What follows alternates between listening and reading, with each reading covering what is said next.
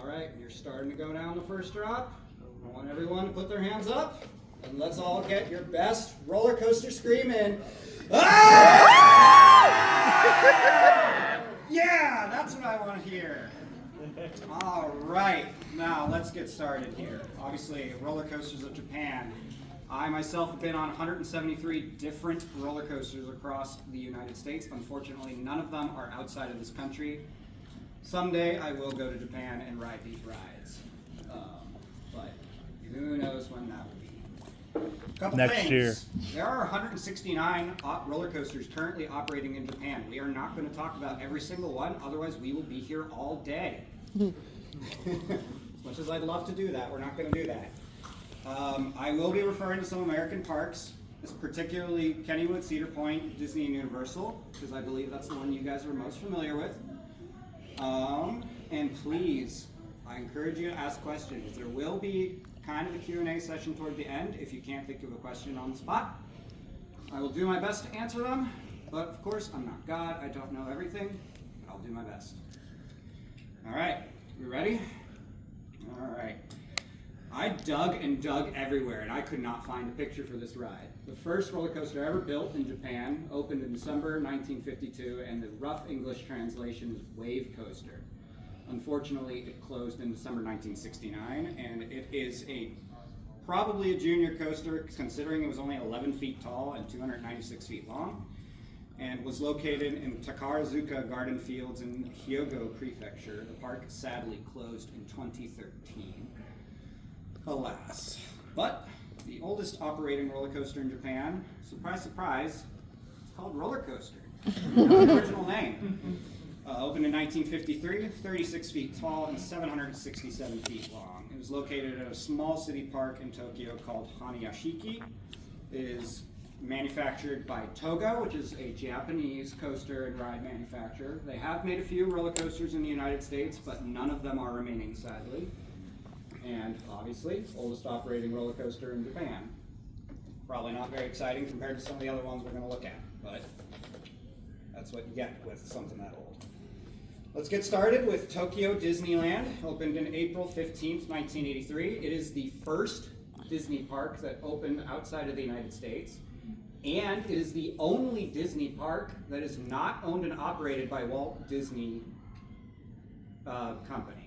It is operated by what I believe is the Oriental Land Company. Let me double check that to make sure I got that right. Tokyo Disneyland. And its sister park, Tokyo Disney Sea, is also owned and operated by the same company. So, and Tokyo Disneyland is the fourth most visited amusement park in the world and the second most visited in Japan. We'll get to the most visited one in a minute. So, surprise, surprise, there's Space Mountain. It's pretty much identical to the Disneyland version with a few minor tweaks and theming here and there. About 100 feet tall, 3,450 feet long, and like the Disneyland version, you are most in it for the theming, not necessarily the thrill. It is closing at the end of the month for a refurb, and it is set to reopen in 2027. So we are very excited to see what they do for that. That's a long refurb. Of course, they have their own version of Big Thunder Mountain. I have been told by some coaster enthusiasts that this is the best of the Big Thunder Mountains across the world.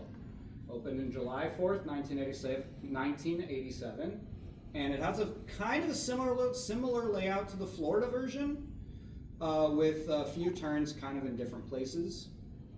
About 104 feet tall, 35 miles per hour. I couldn't find the length anywhere, but I'm pretty sure, based on what I've heard, it's around 2,800 feet long. It's not as long as you would think.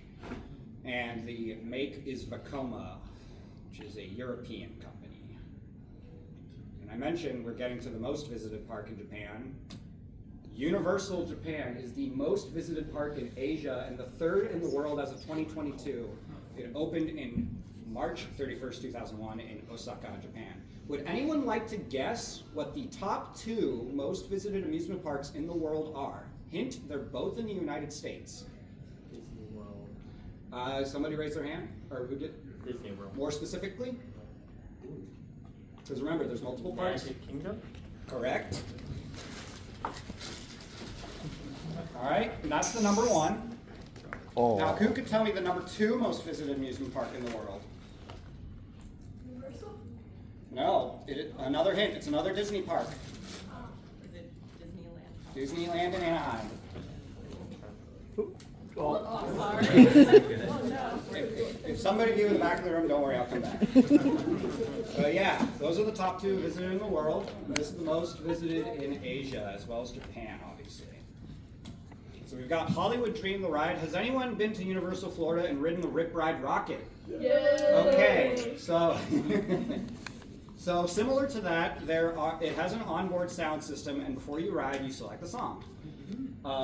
The songs kind of change, which is why I didn't list any of them here. And the ride's been open long enough that there'd be countless songs that we could list. But in 2022, actually, it was briefly rethemed to One Piece. So you could select songs, I believe, from some of the anime or the intros to the anime. It is manufactured by Bolliger & Mabillard, which we'll call B&M through the rest of the presentation. It is 144 feet tall, 3,937 feet long, and 55 miles per hour. It is their Mega Coaster variant. And then, also made by B&M, the Flying Dinosaur. It is one of B&M's flying coasters. So hence the name. The seats are designed in such a way that it makes you feel like you're flying, kind of like Superman. In fact, some of the Six Flags parks here in America are simply called Superman Ultimate Flight because they can't come up with anything better. Hence the caption right there, it is considered by many to be the best flying roller coaster in the world, which makes me very excited to ride it someday. It has 5 inversions, 150 feet tall, 3,687 feet long, and 62 miles per hour. So some of these roller coasters coming up are just kind of miscellaneous because some of the parks aren't really worth looking into beyond these rides. So we're going to get started with Bandit, which opened in 1988, located in Yomiuri Land in West Tokyo. Also made by Togo. It is 167 feet tall, 5,118 feet long, and 68 miles per hour. The reason why this coaster is so significant, for those of you that have ridden the Magnum XL200 at Cedar Point, this is considered to be the likely inspiration for it because it's tall, it doesn't have any inversions, and has a lot of airtime moments. And this was significant because in the 70s and 80s, coaster manufacturers were trying to outdo each other by building the taller coasters as well as the coasters with the most loops. So the fact that this ride didn't have any inversions at all was very significant in the roller coaster world. So next we've got Jupiter in Kajima Kogen in Beppu, opened in 1992. Yes, Intamin makes wooden coasters as well, although they haven't made one in a while.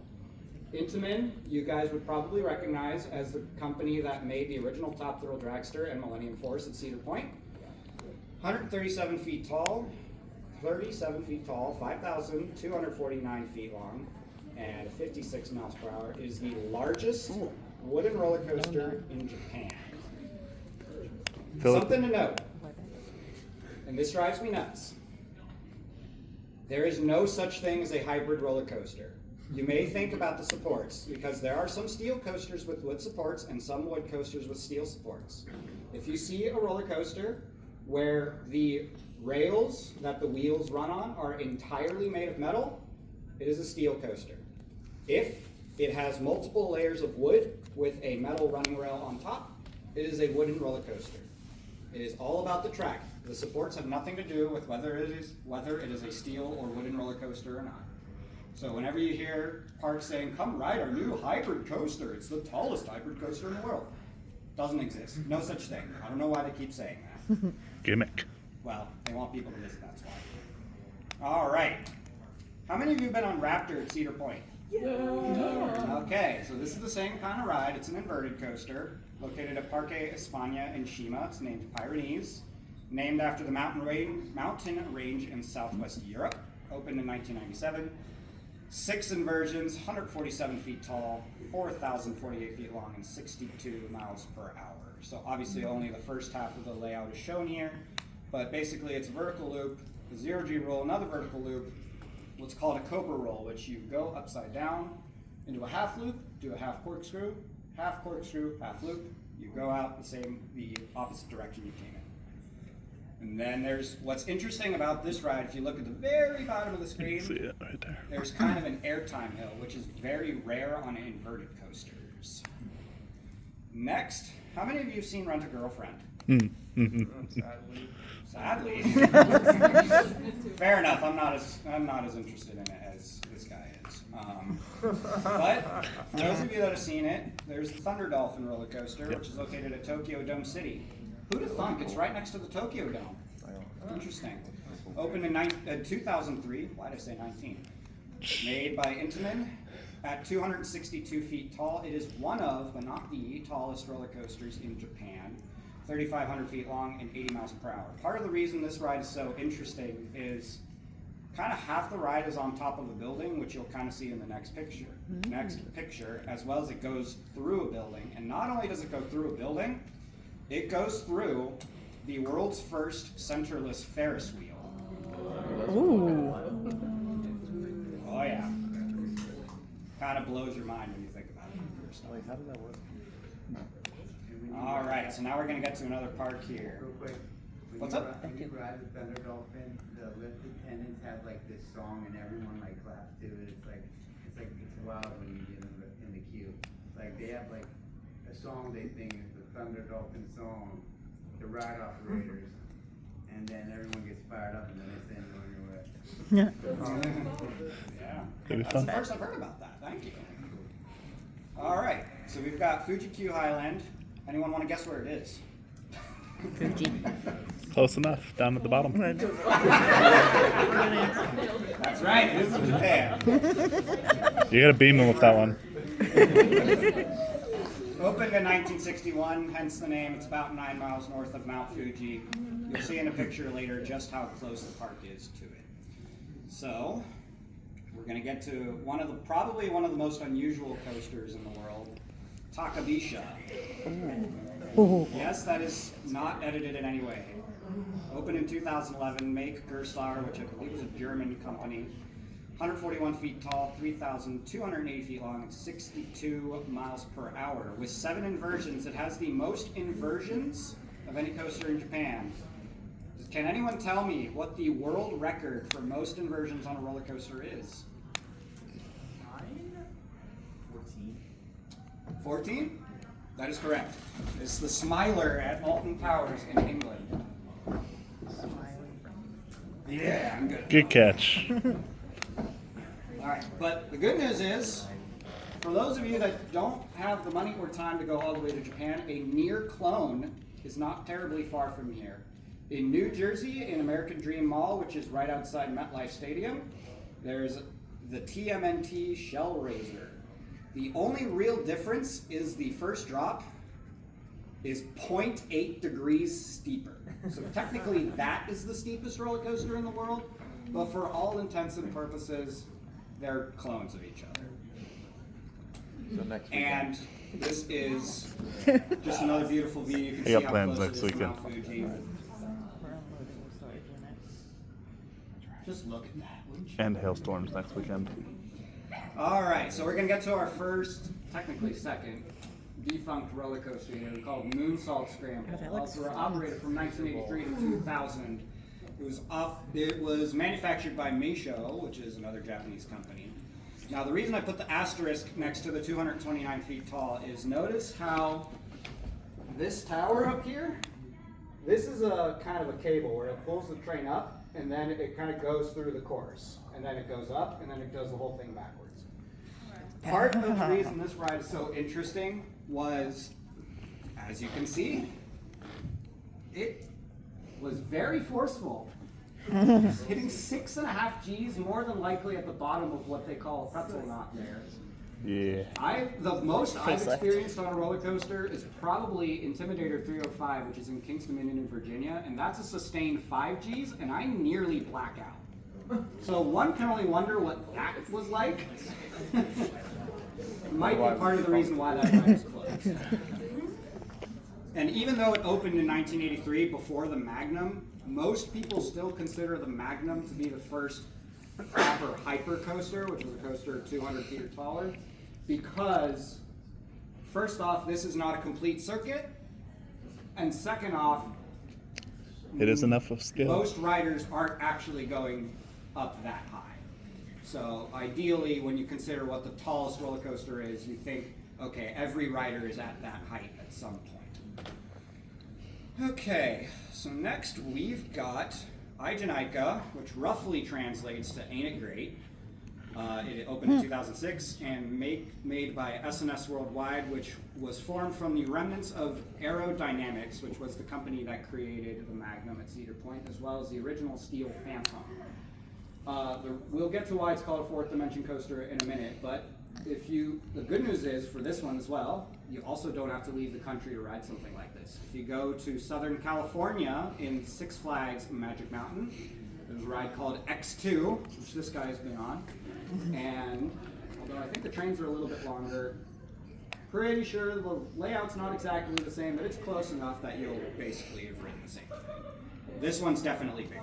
249 feet tall, 3,782 feet long, and 78 miles per hour. Now, people argue whether or not this ride has 3 or 14 inversions. Some enthusiasts argue it has to do with the track and not the way the seats flip, which we'll get to in a minute. But it doesn't really matter because either way, it would be tied with the Smiler at Alton Towers. So, how does this ride work, you might ask? So if you'll look closely, you'll notice there are 2 running rails. The inner running rail is attached to the car and simply is what takes the train through the course. But that outer rail is attached to a sort of kind of a lever, which as the rail moves up or down, the lever moves up and down, therefore tilting the seats. So you're pretty much going to get the same ride every time, minus a few jerks here and there. Okay, our next defunct roller coaster, Dodonpa, originally just called Dodonpa. Yeah, this guy knows. 2001 to 2021, also made by SNS Worldwide. At its highest point, it measured 160 feet tall because this ride is launched. It doesn't have a lift hill. 4,081 feet long, 111 miles per hour. When it opened, it was the fastest roller coaster in the world. And not only that, it is the fastest acceleration of any roller coaster to ever be built. 0 to 111 in less than 2 seconds. Faster than most cars. For context, when the Top Thrill Dragster opened, when it was still the Top Thrill Dragster, it was 0 to 120 in 4 seconds. This uses a compressed air launch as opposed to hydraulics. Now, there's no official reason for why the ride closed because it was standing but not operating for 3 years. But it turns out that allegedly the launch was so intense that some people had broken bones after riding. Oh. Allegedly. We don't know. Now, I mentioned that, now as you can see here, it did have an inversion toward the end of its life, but originally it didn't have any. It had one of these camelback hills. Which are One more can only scary. wonder what the epic airtime would have been like on that thing. All right. That's more anxiety than the loop for me. More exciting than the loop, yeah, I can imagine. Looking straight down. All right, and then we've got the legendary Fujiyama, opened in 1996, also made by Togo. At 259 feet tall, it is also one of the tallest in the country. 230-foot drop, 6,708 feet long, and 81 miles per hour. When it opened, it broke the record for the largest drop on a roller coaster and top speed on a roller coaster. Can anyone tell me which roller coaster it took the largest drop record from? I'll give you a hint, it's not far from here. The Steel Phantom, that's right. The Steel Phantom had a 225-foot drop. You get it? It's on the chair in On front. the chair? Close enough. Yeah, Steel Phantom had a 225-foot drop, which was technically tied with another roller coaster, but we all know the Steel Phantom had that record. Especially because they made the drop longer when they redid it in the Phantom. Let's see. All right, so now we're going to get to our final park. Nagashima Spa Land, opened in 1964, about 18 miles west of Nagoya. Most people consider this kind of the Cedar Point of Japan. It has, I believe it has the most roller coasters of any park in Japan. And all of them look very exciting, and I can't wait to ride them. So we'll start with a classic, Corkscrew. It opened in 1978. One of the earliest successful looping coaster models. The first one opened in the first Corkscrew model opened in 1975 at Knott's Berry Farm, and you can still ride that coaster today at Silverwood in Idaho. Notice how I said successful looping coasters. There were some in like the 20s and 30s that did have loops, but they were stupidly forceful. No one really wanted to ride them, and they were just kind of experimental, so most enthusiasts don't really count those. Doesn't Carowinds also have one of those? Kind of. The one at Carowinds has 4 inversions, and that one was the first in the world to have 4 inversions. Oh, this one wasn't four. No, this one's just this one basically has a drop, a turn, and 2 corkscrews, and then another turn and inversion. But I appreciate the comment. 70 feet tall, 1,279 feet long, 46 miles per hour. Not very exciting in the modern scheme of things, but it's still an interesting piece of history. Where it operates today in the park is not where it originally was located. There's a kids area where it originally opened. Next, we have the shuttle loop. The only one of these in America is currently standing but not operating in Knott's Berry Farm. But this one opened in 1980. It was made by Schwarzkopf.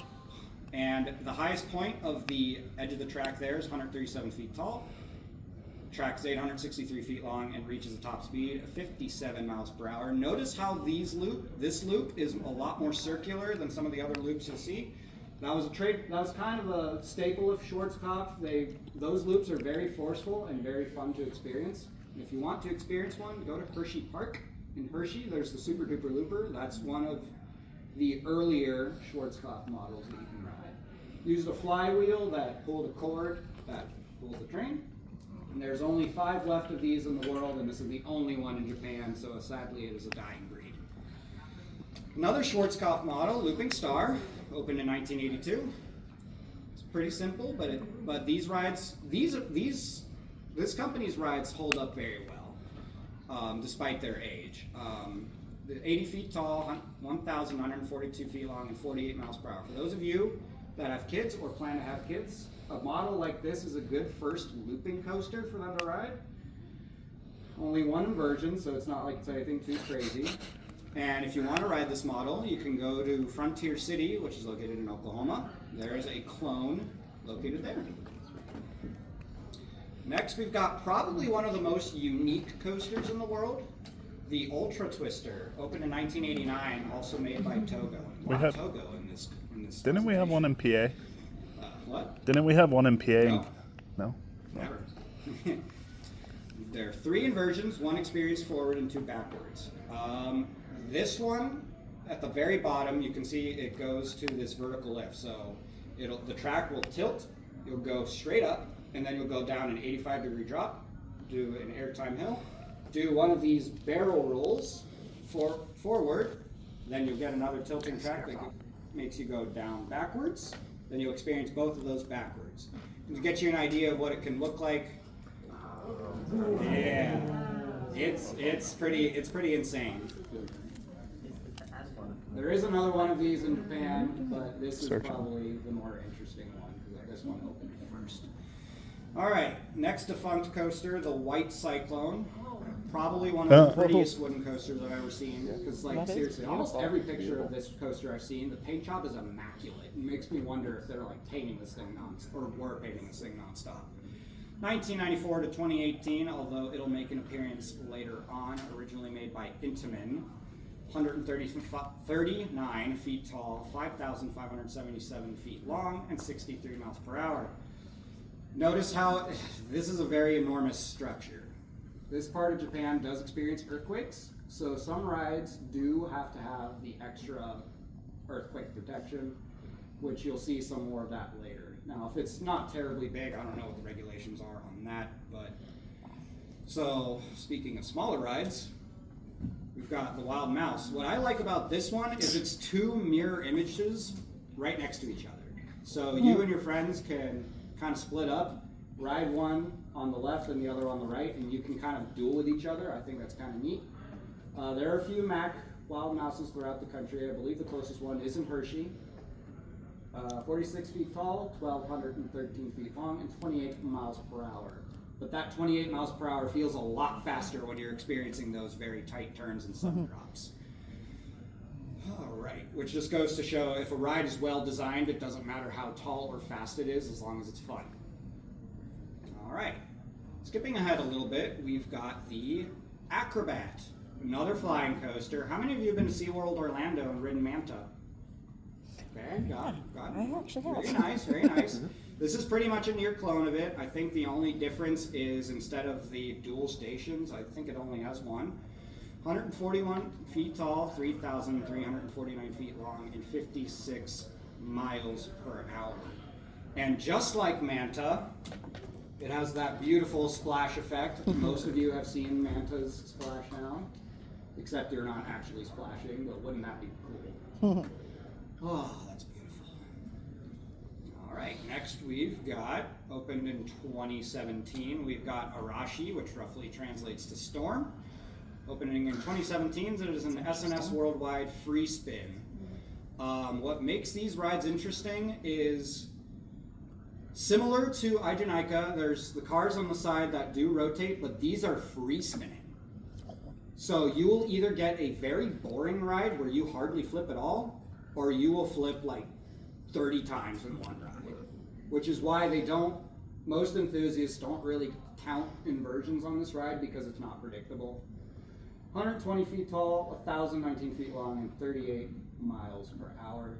But even if you get a boring ride sometimes, you get a different ride each time, and that's one thing I like about it. The closest one to here that you can ride is in Six Flags Great Adventure called the Joker. There's also one that recently opened in King's Dominion in Virginia called Tumbili. Remember how I mentioned we'll be seeing White Cyclone again? We've got Hakugai, the white whale. How many of you have been on Steel Vengeance at Cedar Point? Yeah.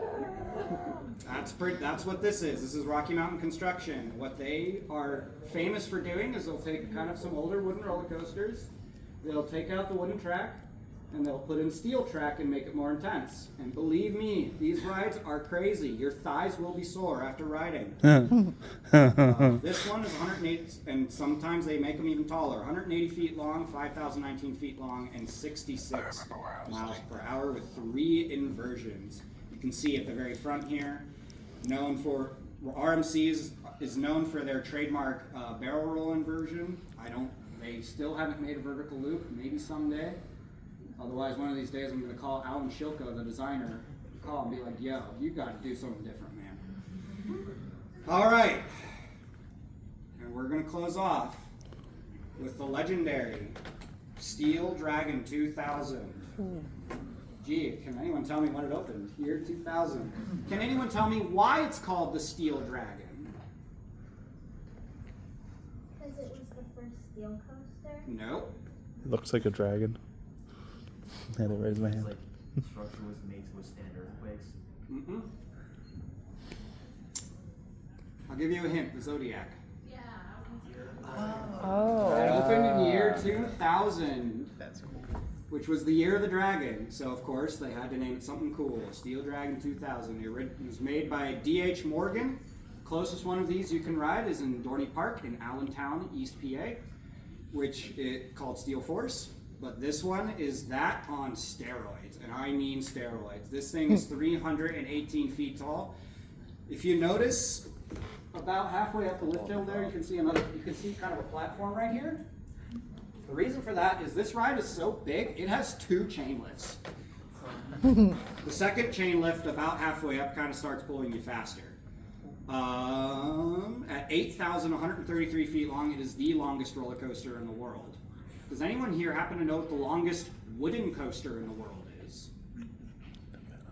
Isn't it the Beast? That is correct. Beast of Kings Island, one of my favorite wooden roller coasters. At 7,439.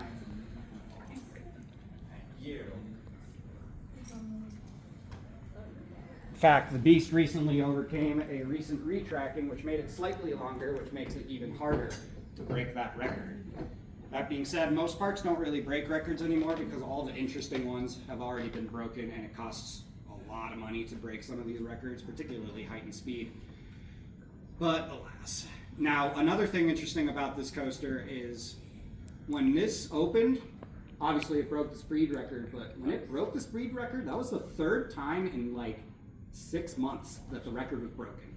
Because in February, Goliath opened at Six Flags Magic Mountain, and then a few months later, Millennium Force opened in Cedar Point, took that record, and then another 2 months later, Steel Dragon opened and took the speed record again. Sadly, it does not have the height and speed record anymore, but it is still one of the tallest coasters in the world.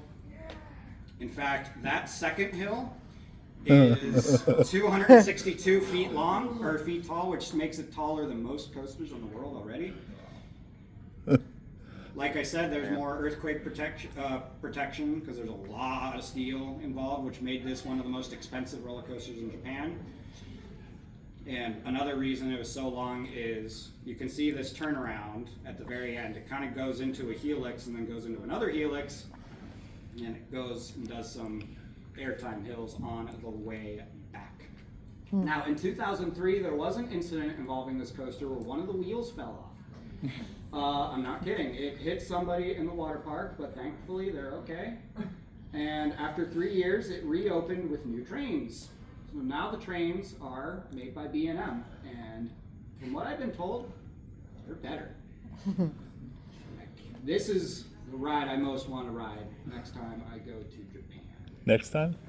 The first time I go to Japan. Thanks for correcting me. All right. So now we've got some time